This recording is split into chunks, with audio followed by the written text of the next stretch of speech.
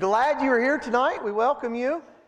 Thank you for coming to Bible class tonight. We're hoping that this will prove to be a very beneficial study for you as we continue in our study on envy. Is there anybody that needs an outline? Does anybody need an outline tonight? Okay, 3, 4. Okay. As soon as my son gets here, I will let him know that we need 4.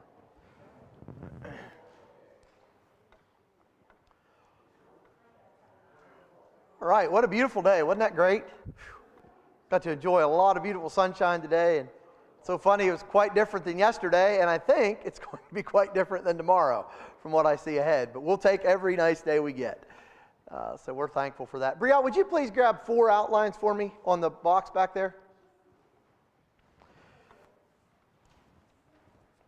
All right, so we're talking about more than conquerors over envy. We'll look kind of a quick review of what we did the last 2 weeks, or last week rather, and then we'll talk about where we're at today. Yeah, would you please hand one to Will, Lori, Donna, and Patty? And Chris needs one too, please.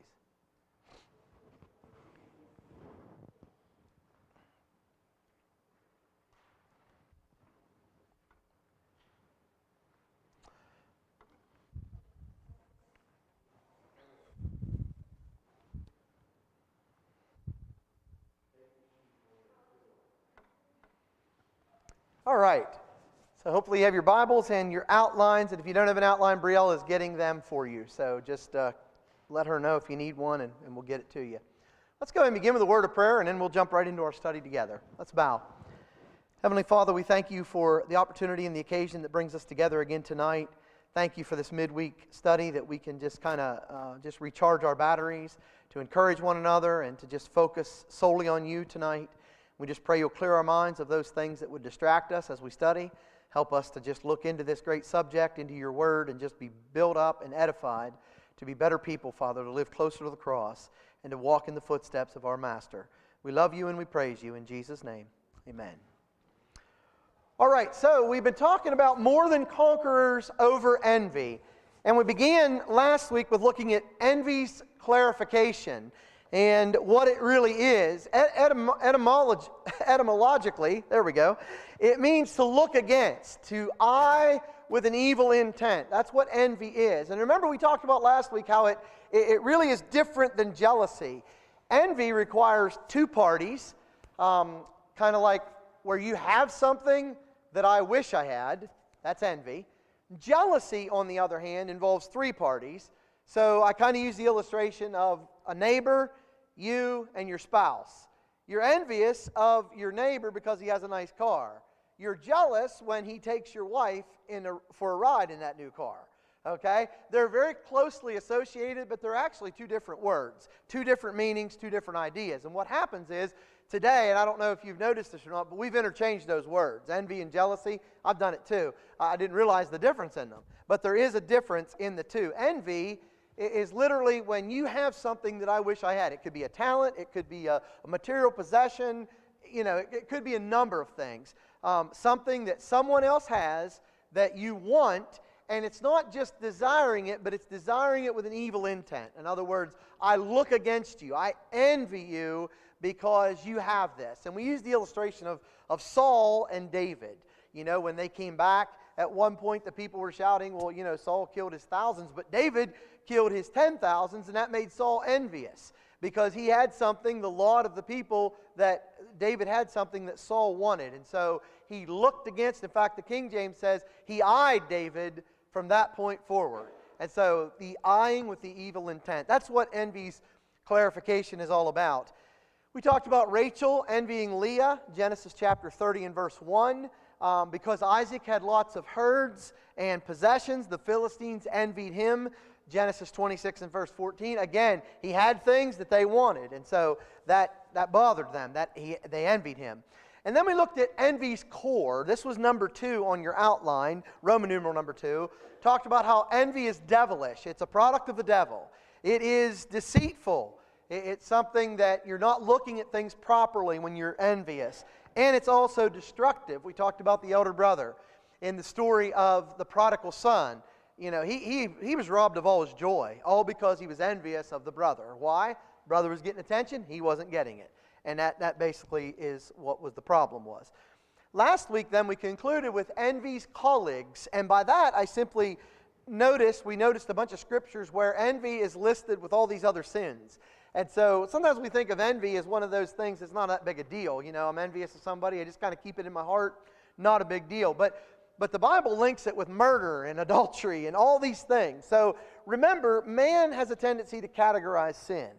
God doesn't. When He categorizes it, it all goes in the same boat. Now, there are definitely different consequences on earth for sin. Okay, for example, if I envy you, that is going to be a far cry different than if I murder you. Not spiritually speaking, but obviously physically speaking. But these sins all kind of lump together. Envy is right with murder and all these other things. So tonight what we want to do is pick up with Roman numeral number 4, and there's a blank on your outline, and it is envy's consequences. What happens when we're envious? What really happens? What we're going to do is we're going to look at some scripture tonight to show, some results, some consequences that happen when a person is envious. Now remember, and I had this question last week after class, it's not wrong to see something somebody wants and say, man, I like that. I'm going to get me one of those someday. There's nothing wrong with that. It's the idea, envy is a sin when it becomes the evil intent, to eye with an intent, and you're looking at somebody and you're disdaining them because they have something you want. That's the difference. I think we all have seen things, much of my life has been looking at, you look at somebody and you admire them, and maybe you deer hunters, maybe this guy has a really nice rifle, and you're just like, man, I want one of those. Man, that's a nice looking rifle. And he might even say, man, yeah, and I got a good deal on it, and I bought it down, and you're like, man, I'm going to go get me one of those. That's a good deal. Doesn't necessarily mean you're envious of him, but if he gets a rifle and you're like, I hope that thing goes off and shoots him. I really do. I hope he shoots himself in the foot with that. I hate the guy. Now we've got a problem, right? And we laugh, but that's how envy is, and we're going to see it in the Scripture. God doesn't pull any punches about it. It brings forth a lot of bad consequences. Let's look together. 1 John chapter 3, verse 12. John is going to talk about love. He is the apostle of love, and here he is talking about loving one another. But then he uses an Old Testament example that we're pretty well familiar with from Genesis 4. 1 John 3, verse 12, he says, well, let's back up to verse 11 so we get a little bit of the context. For this is the message that you've heard from the beginning, that we should love one another. But notice, he's going to use a negative example here. Not as Cain, who was of that wicked one, or the evil one, and slew his brother. And wherefore he slew him? Because his own works were evil, and his brother's righteous. Why did Cain kill Abel? Why was he mad at him? He was mad because Abel did what he was supposed to do, and Cain didn't do what he was supposed to do, and Cain envied Abel because of that. He was envious of him. What's the consequence of that? So much so that he ended up murdering him, rising up against his own brother. Envy is a terrible, terrible thing, and when it's in our hearts, it's one of those things, and I said this last week, sometimes it's when I say this, understand the context, one of the worst sins, and here's why it's one of the worst sins. Because it's one of those sins that we can hide in the chambers of our heart, and it doesn't often show. Okay, if you're addicted to drugs, or if you're addicted to alcohol, or if you go out and have an affair, whatever, a lot of those sins are pretty blatant. Okay, if a person's living in fornication, you see the car, they're right there together at the house, you know what's going on. Okay, they're kind of more public. Envy is one of those sins that it's kind of in the dark chambers of our heart. And as we said last week, a person can worship, with a group of people and be envious of people, and it's never really seen, it's never really known, doesn't come out. And so that's why I say it may be one of the worst sins, because it's sometimes not, it goes unchecked in our hearts. What happened here? Cain was envious of Abel. Abel got lauded by God. I like what you did, Abel. That bothered Cain, all right? And what's interesting about that narrative is, you remember, could Cain have gotten the same lauding from God? Absolutely. You go read the book of Hebrews, chapter 11. You'll see that God had to have spoke to those boys, and to tell them what He wanted. How do I know that? Well, by faith, Abel offered a more excellent sacrifice unto God. Well, how did he do it by faith? Well, he did it by what was written or what was spoken to him. And so God said, this is what I want. We don't have record of that, but we have record of by faith he did it, and faith only comes as one thing, a result of hearing the word of God. So we see that, Cain could have had the same situation. It's that he didn't want to do it. He didn't do it. He didn't listen. And because of that, he became very envious of him. Let's look back. Oh, I don't think you'll ever find a better example of envy. Or how do I say, a worse example? How do I word that? It's a better example, but it's the worst example you could find. Genesis 37. Genesis 37. Genesis 37, and let's look at verse 11. Now, we're familiar with this one. There's a boy who had, let's see, we got some young folks in our assembly tonight, so let me start it like this. There's a boy who had a special coat. Who do you think I might be talking about, young people? Joseph. Joseph had a coat of many colors, signifying that he was something special. Father was going to bless him. God was going to bless him. The problem is he had some brothers. The brothers didn't like that too well. In fact, the brothers didn't like anything about Joseph. They didn't like his coat. They didn't like his dreams or his interpretation of those dreams. They didn't like the favor that he bestowed. It was bestowed on him by his father. And so Genesis 37 and verse 11, and his brethren envied him, but his father observed the same. So now, let's see. One of you young people, somebody under the age of 18. Somebody under the age of 18, tell me what happened to Joseph. How bad did his brothers envy him?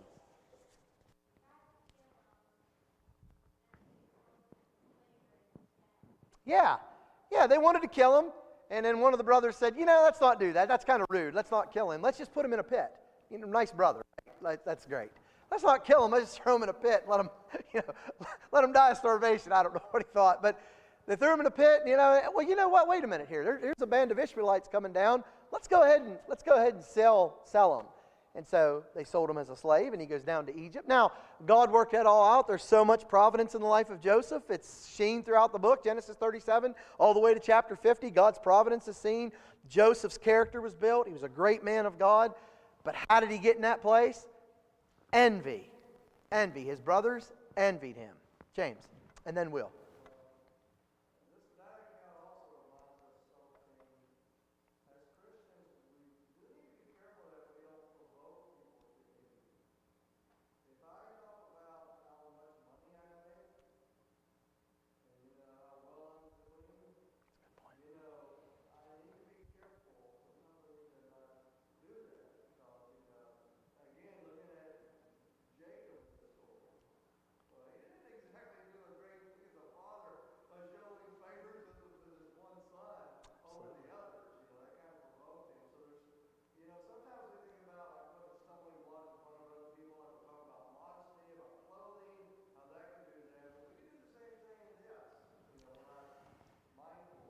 So for those who are on the live stream or those who may not have heard, James said, we need to be careful as Christians. We don't provoke somebody to envy. That's a great point. Here's kind of a rule of thumb, and then Will, I want you to chime in with what you were going to say. Here's kind of a rule of thumb, and I guess this is good for our young people. It's good for anybody. If you're really good at something or you have something that's really a blessing, really other people don't want to hear about it. That's the truth of the matter. That's kind of the general rule of thumb. If you have an A-plus student, your son, let's say, your daughter is an A-plus student, you're going to relish that. You're going to love that. That's going to be your pride and joy. But I can guarantee you that not everybody around you wants to hear about that. It's not that people don't love your son or your daughter. It's that that's not their son or daughter, so it's not as important to them. Does that make sense to everybody? See what I'm saying? So, for example, you're going to relish your child. You're going to love your child. Man, they're the best, feather duster in the world. They feather dust their room the best of everybody. But remember, that's not their child. And so by you amplifying that around other people, you can actually cause people to envy your child, even though that's not your intent, and it's as innocent as it can be. So that's a very good point, James. And James used the illustration of money. If you got a really good job, thank God. Thank God and bless His people with it, and you're giving on Sunday, and then just drop it. Not everybody needs to hear about that. It's a great point, James. Thank you. Will?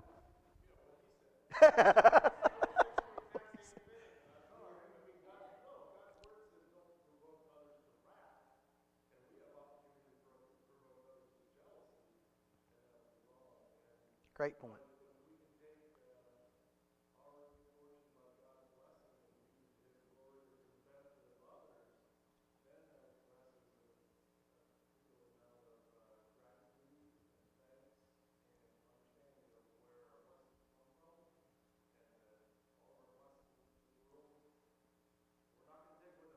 That's right.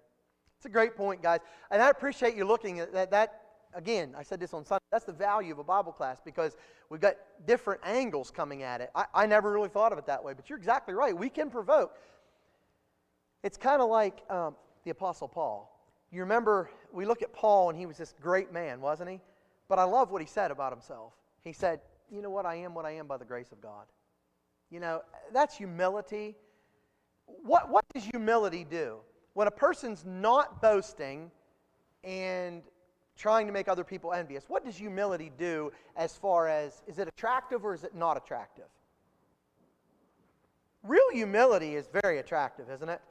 When you see a genuine, humble person, I mean, just humble from the heart, not fake humility, just genuine humility, it's an attractive quality. It's an attractive quality. Can I say this while we're on that subject, and then Patty? Young ladies, are you listening to me tonight just for a little bit? Listen to me for 1 second. When you're dating a boy, when you're about 45 or 50, when you're dating that boy and all he wants to tell you how great he is, let me tell you, that's a warning sign and that's a red flag, okay? Whenever you get the feeling when you leave the date with the song, How Great Thou Art, okay?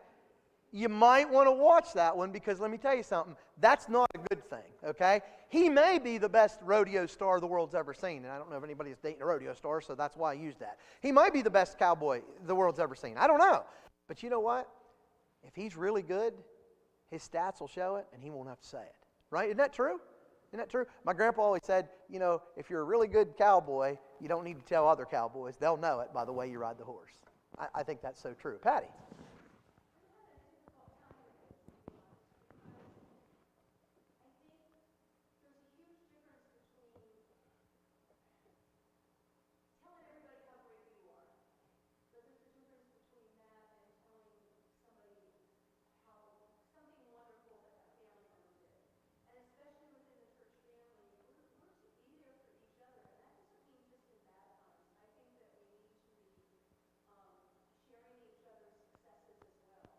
Sure.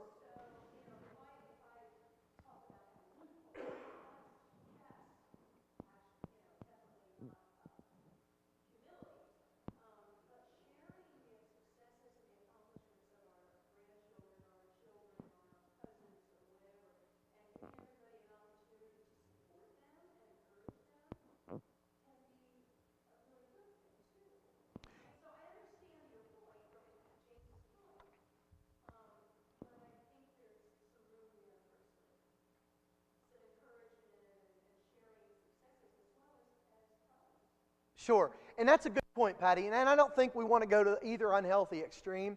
I think what these fellows are saying, and what we're all kind of, I'm on the same page, what we're kind of saying is this. We want to be careful that when we do tell of something good, especially when it's somebody that is close to us, we want to make sure that it's not perceived in a bad way. Because we're all human here tonight.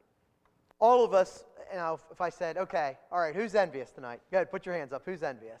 You're not going to do that, you know. Not me, not me. But like I said, in the secret chambers of our heart, there can be envy. And what ends up happening is sometimes, as Will and James was saying, we want to be careful the way we present ourselves or others that we aren't causing people to be envious. Now, listen, it's just like a lady. If she wears something that's immodest, she sinned by wearing something immodest. But if a man lusts after her, he sinned too, okay? I'm not blaming the woman here. I'm not blaming the person that's bragging. You shouldn't be envious. But I'm saying as a family, church family, we can help each other to encourage one another in that. And I think that goes harmony. James, was you going to say something? Even going back to last week's lesson, one of the verses I was thinking about was Proverbs 4:23. Keep your heart with all diligence, for out of it springs the issues of life. And you tie that in with what I think last week was the lamp of the body is the eye, your eyes are, Matthew 6:22 and 23. 1 Peter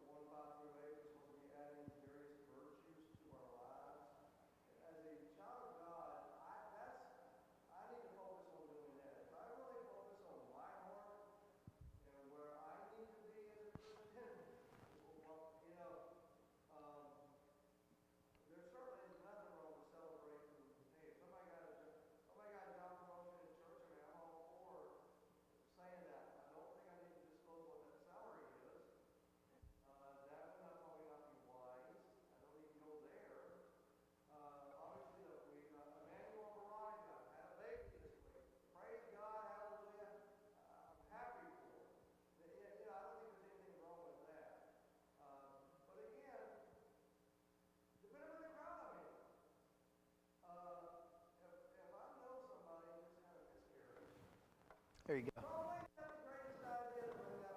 Yep.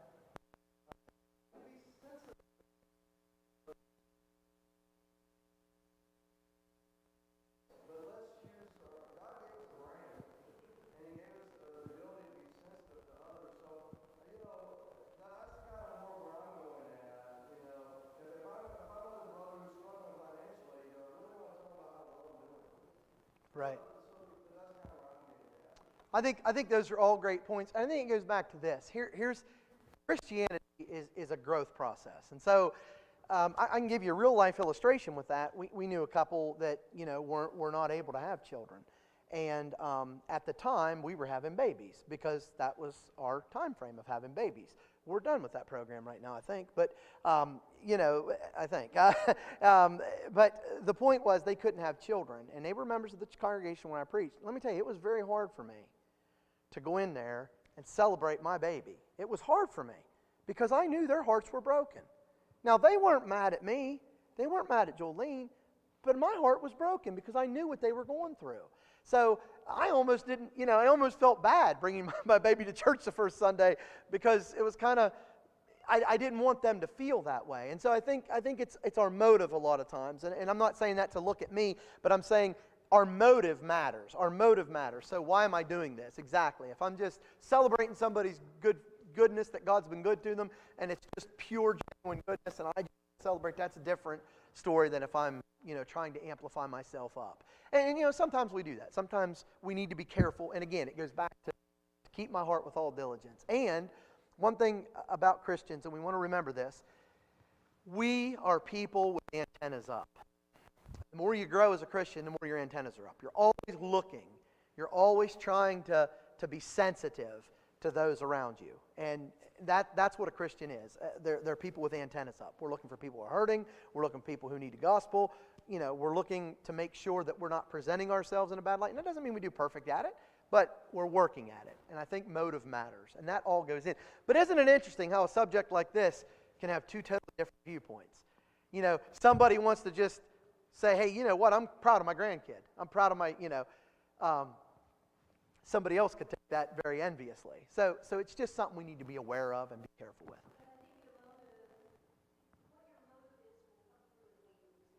Oftentimes it will. You're right. Absolutely. Absolutely. And then a person's background matters too. Like, for example, just one illustration. For a dad that maybe grew up and never went higher than the 8th grade, and then he has a child graduating from college, he may be like, man, he may tell others, man, I'm telling you, I'm proud of her. She graduated college. He may not be doing it to try to make others envious. He may be just genuinely so happy that she made it past what he made it. So it's all different backgrounds and everybody's thoughts on it. I think that's good.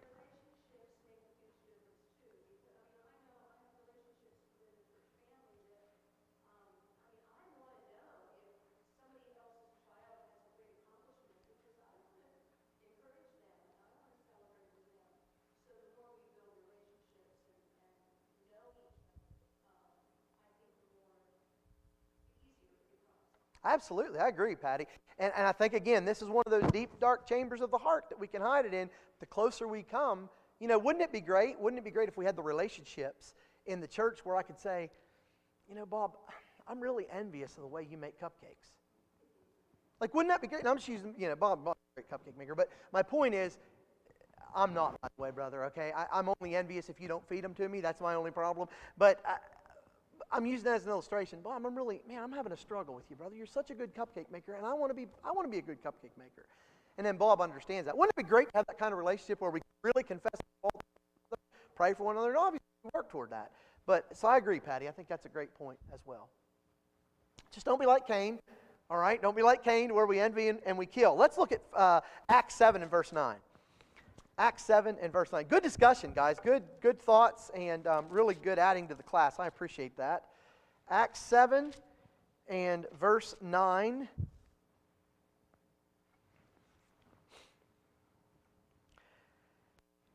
Here it goes on a little bit more detail. And the patriarchs, moved with envy, sold Joseph into Egypt, but God was with him. So what motivated his brothers to do what they did to Joseph? It was envy. It was envy. And again, going back to that provoking, Dad could have done some things a little different here. And I look at this story, and although God was with him and God worked it out, parents, we need to be careful, that we don't have a favorite child. My kids will sometimes tease me. They'll say, Dad, I'm your favorite, right? And I'll say, you all three are all in the same boat, And I'll usually say something smart alecky to them. When I say that, I usually finish it with something smart alecky. But, you can't. And I'll tell you, if you favor your child, some of you may have grown up in a home where a child was favored. That hurts, doesn't it? That creates animosity towards your sibling, doesn't it? Absolutely. And we've all know people like that. We've probably all been there at one time or another. So we need to make sure that we're not provoking as well. All right, great. Let's go to another one. Let's go to number 16. I just find it very interesting how the Bible is just replete with things regarding the subjects of life. I mean, it's here. It's the book of life. It makes us perfect. It makes us complete. 2 Timothy 3. All right, let's look at number 16, 1 through 3. I love this account. I love it because it really teaches a lot about people. It really shows people. So number 16, verses 1 through 3. Did I say Genesis? I meant Numbers. If I said Genesis, I meant Numbers. Don't envy my confusion, okay? Numbers, 16, verses 1 through 3.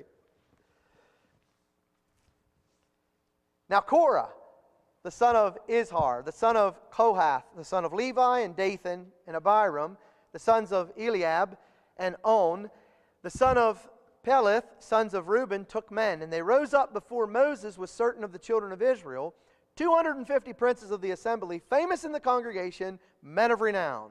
And they gathered themselves together against Moses and against Aaron, and said unto them, You take too much upon you, seeing all the congregation are holy, every one of them. The Lord is among you. Wherefore then lift ye up yourselves above the congregation of the Lord. Now here's the situation where Moses is leading God's people, okay? He has the stamp of authority, you might say. Aaron, right with him. Aaron and Moses were sent down to talk to Pharaoh. Aaron was his mouthpiece.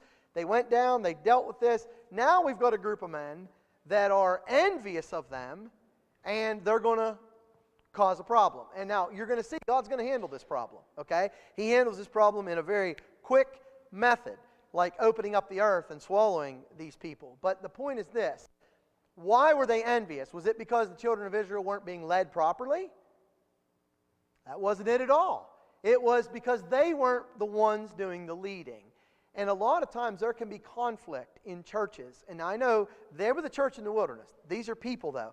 Sometimes there can be conflict in churches over perceived leadership. Let me tell you something about leadership. Let me tell you something about the church that I know you all know this. The ground at the cross is absolutely level. Okay? If anybody tries to tell you any different, they're lying to you. The ground at the foot of the cross is level. Just because someone has a different role in the church does not make them higher than you or better than you. And listen, I would preach this to elders, by the way, too. And don't you think for a minute that this doesn't plague elders sometimes. Elders think they step up to the office of an elder. They don't step up to the office of an elder. They step down to the office of an elder. They step down. Any man that's going to lead God's people is the man on his knees with the towel and the basin. My Lord showed me that in John 13. That's the best leader. The man. Now, just because a person has leadership, it's not dictatorship. Okay? And that's the difference. Absolutely, that's the difference. I'm not going to expound on that. I'll just leave it at that, I think, for the best good of everybody. But I want to look at Psalm 106. Psalm 106.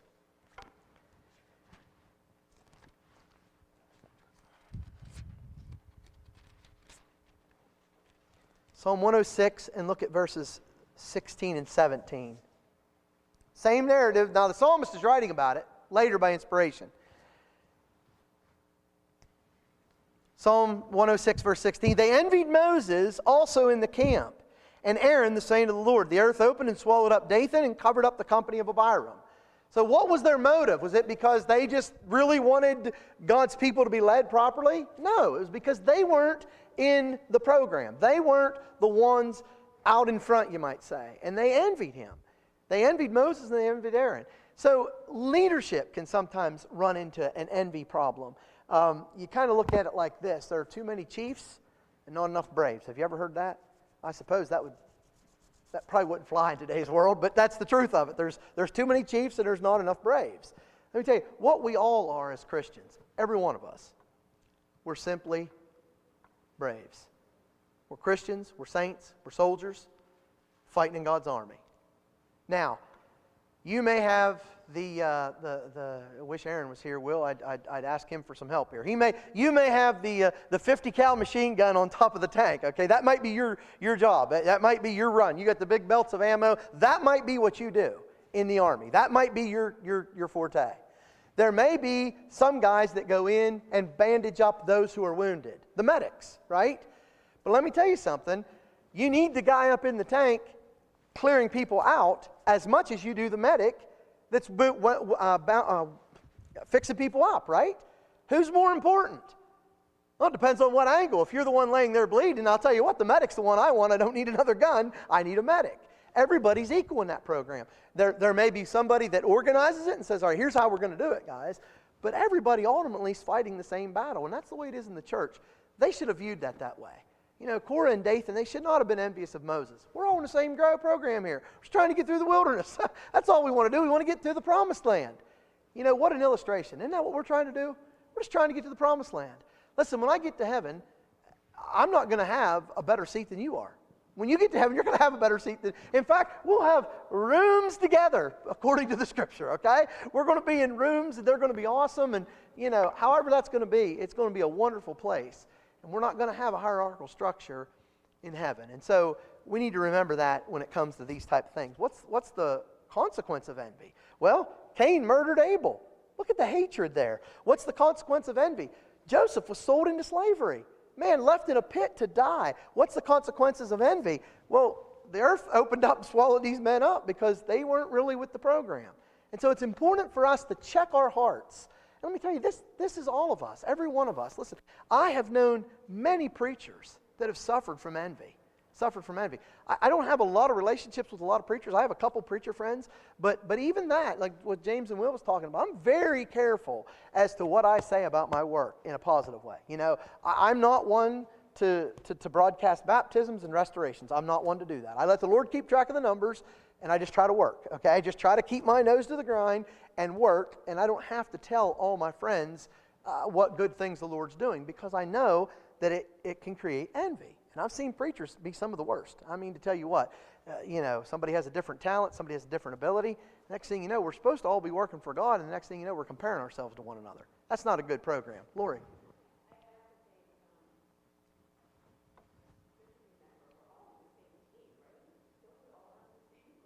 Absolutely.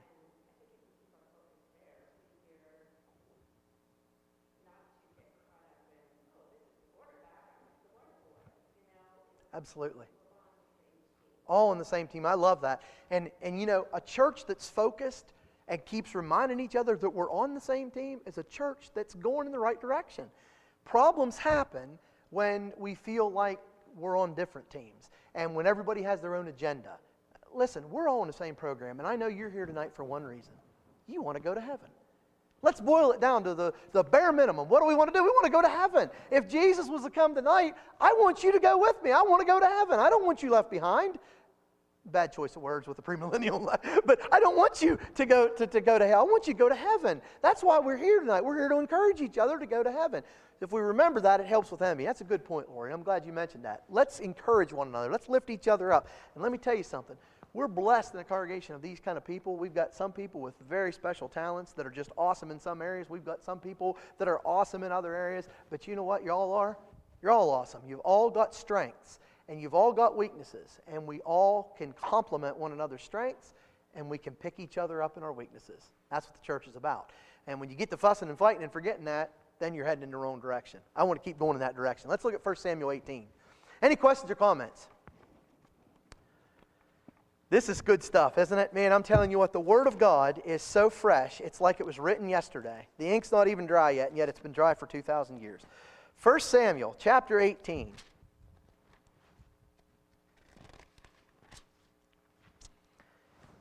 Let's just look at verse 8 And following, this is one we looked at last week, but I want to know another consequence of envy. So this is a little different, you might say a little different spin on this same passage.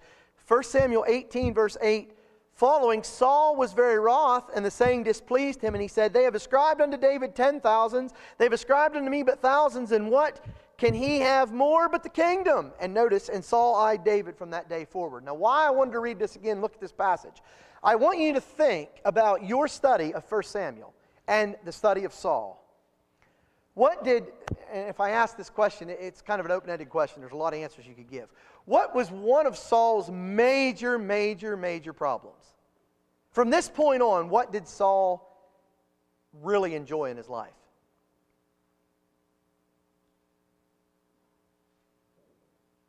You're thinking, aren't you? Because you can't really find much he enjoyed in his life after this. You know what? He was so focused on David. He was so worried about David taking the kingdom. He was so worried about this and that. And if you continue reading, you'll come to 1 Samuel 15, and when God told him to go down to the Amalekites and take and destroy everything, you remember he brought Agag back and some cattle and some oxen, and Samuel said to him, what in the world are you doing? And he said, I've obeyed the voice of the Lord. And Samuel said, what's that I hear? And he said, I brought them back to sacrifice. The people. And then we brought them back to sacrifice. He had all kinds of excuses. The point is, I believe with all my heart, one of the reasons, and you can differ with this, but one of the reasons he brought Agag back and all those cattle and oxen, he wanted people to look at him and say, wow, what a man. Well, his motive was all wrong. He should have went down there to destroy them like God wanted. Why? Because he's on God's program doing God's work. But instead, he wanted to be amplified. He suffered from this point greatly. Constantly worried about everything. Constantly eyeing David. Constantly just so afraid that David was going to get a step ahead of him. And that's why right now he feels in 1 Samuel 18, he feels like he's losing his grasp on the kingdom. 1 Samuel 18 here. And so he feels like, oh no, man, this is here's what happened. He was envious of David. David was a new man coming onto the scene, but guess what? God had chosen David. And Saul could have really stepped out really nicely and very diplomatically, but how did Saul go out? Fell on his own sword. What a rascal. And that's how we remember him. You don't remember the good stuff Saul did. Yeah, James.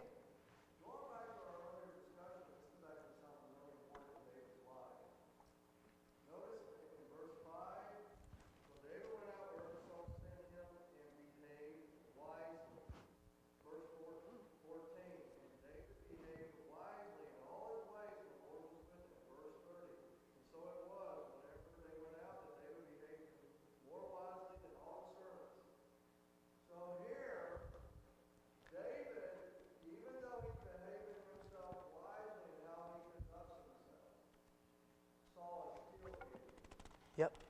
So David was not doing anything wrong. So that, we can do the best we can. He was just trying to serve the king, and do the task that was given to him. But the king was just filled. And so, Good point.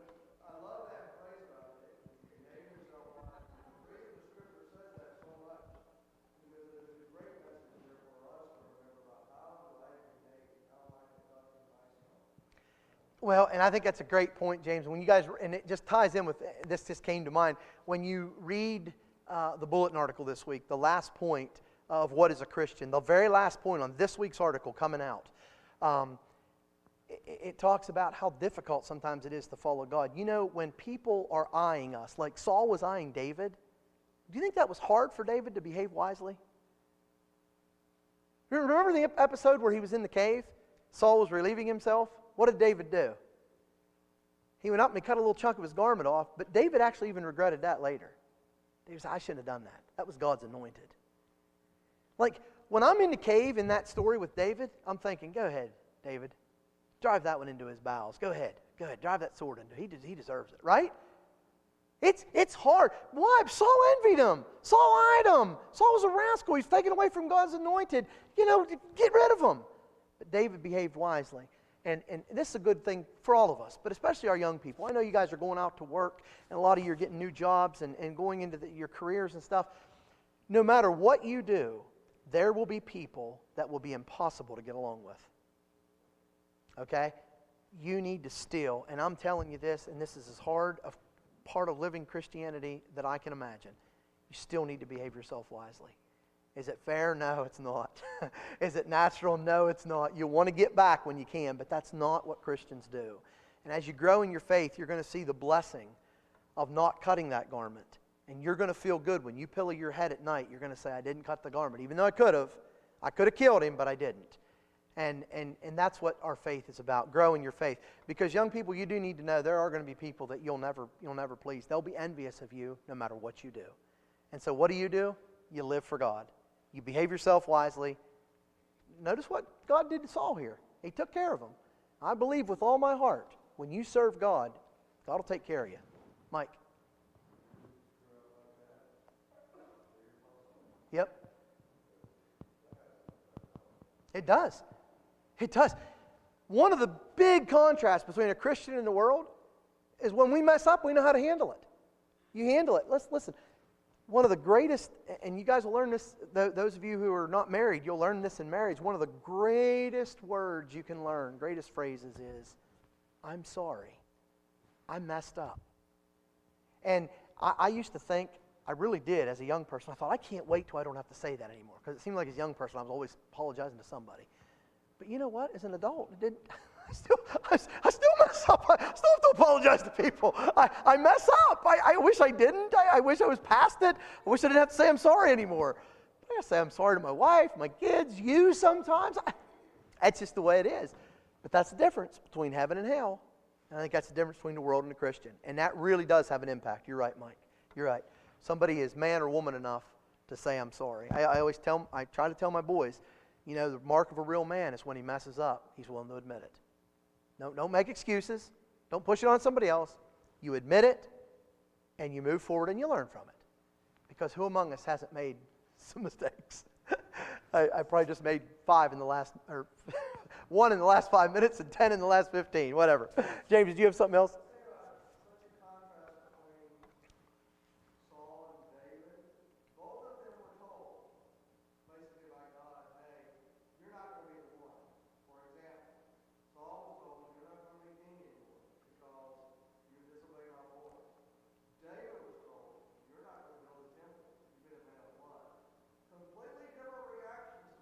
Yeah. Saul, full of envy, trying to kill David. So, David, you're not going to build my temple. Okay, God. I'll get all the materials prepared for it. I'll make all the tents for it. Yeah. I'll get everything set up so my son Solomon can do it. So just completely the ability to accept God's will rather than fight it. And that is something I think a lot of times as Christians we struggle with. You know, the doors aren't opening up like we think they should open up for something in your life. It's not happening the way we think it should. Well, how am I going to take that? Am I going to adapt and say, okay, God, it appears your will is something that is different than my will, and your will, I'm going to support your will, Lord, and do the things I need to do to support that, or am I going to fight it and so on? That's a great contrast there. And you know what? Volumes have been written about David. Not so much about Saul. And when they are written about Saul, it's usually, here's what not to do. David, I've got volumes on my library of David. Just volumes on David. Man after God's own heart. People write about him all the time. Why? Because he's a great example for that reason. Man, I'll tell you what, when I get down in history, I would love to be David. I don't want to be Saul, okay? Let's be like the David. That's a great, great point. Mark 15, verse 10. Mark 15 and verse 10. Here's Jesus. Now, I understand this was the Father's will. Jesus came to earth. He had a plan. His plan was carried out perfectly. The Jews didn't thwart his plan one bit. They fell right into the plan. They actually performed the plan. But Mark 15 and verse 10, I think is a powerful verse. For he knew that the chief priests had delivered him. Why? Why did Jesus have such problems with the religious people of his day? For envy. They envied him. Can you imagine being a Pharisee of the Pharisees and you were grown up under the feet of Gamaliel and you knew the law and you were one of the speakers at the temple and everybody came to you in the marketplaces to ask you Bible questions, and now all of a sudden this carpenter's son comes down the road. He has no education. He's not very good looking. he doesn't have much of anything that anybody would desire. He's like a root that shot up out of dry ground. There's no flourishing with him at all. And all of a sudden people are flocking to him, and he's answering their questions, and he's posing questions to you that you can't answer. And you read the way he dealt with the Pharisees, they just green with envy. They hated him. What? Now, you're back to what Laura had said. They should have been on the same program, shouldn't they? The religious people of that day was supposed to be showing people God. Jesus came to show us God. You'd have thought they'd have matched straight up and just went together. And I understand that wasn't, God had this planned out. It wasn't a mistake. But my point is, you'd think the religious people would have acted and behaved their way differently. But you know, some of the biggest problems Jesus encountered, in fact, the biggest problems he encountered, was with those Pharisees, Sadducees, scribes, Essenes, Zealots. They were all a bunch of troublemakers with him because of envy. They didn't like Jesus. He didn't fit their mold. And so I think this is powerful. You know what? And guess what? What I love about the Lord, I love a lot of things about the Lord. One thing I love about the Lord is, you know what? I know he never provoked them to envy. What we were talking about a minute ago, I know he never did that. He was perfect, and they still hated him. And so it goes back to this whole idea, envy, if a person's really envious of you, it's going to have to be something they work on. A lot of times you can't do anything to help that. If they hate you, you know what? Jesus said, they hated me first. Sometimes it's good to know that we're in good company. Questions or comments? All right. We're going to stop right there. I'm going to save this for next week because I want to come back and I want to talk about how to cure envy in our lives, and we're out of time. So we're going to look at the last point. I'm going to give it to you right now. It's envy's cure. Number 5, bullet point number 5, Roman numeral. It's envy's cure. So how in the world, if you're genuinely sitting there tonight and in the dark chamber of your heart, you're envious of somebody, okay? How can I cure that, Rodney? How can I fix that problem? Really, I want to fix it. I don't want to be envious of Bob making those cupcakes. How can I work on that? How can I fix that? And so we're going to come back next week, and we're going to give you, kind of a 5 or 6 step plan here that'll really, I think, help you to overcome envy, because it can be a problem. And let me tell you something, you're not less of a Christian if it is. You only become less of a Christian if you're not willing to work on those things, all right? We all struggle with things. This may be your struggle, but let's overcome it, because we're more than conquerors over envy. Come back next week. We're going to get the cure, and then we'll jump into our next section on overcoming something else. Thank you so much for coming to Bible class tonight. I hope you have a great night, a safe night, and enjoy what little good weather we have tonight, because I think it's going to change. It's all right, though. Spring is on its way. I think we're down to 29 days or something like that. There's a greenhouse out our way, and he always puts the numbers up there. But right now he moved them because he put onion sets are coming soon. Well, I wanted to know how many days till spring. I know onion sets are going to be there. Thanks so much for coming to class, guys. You're awesome.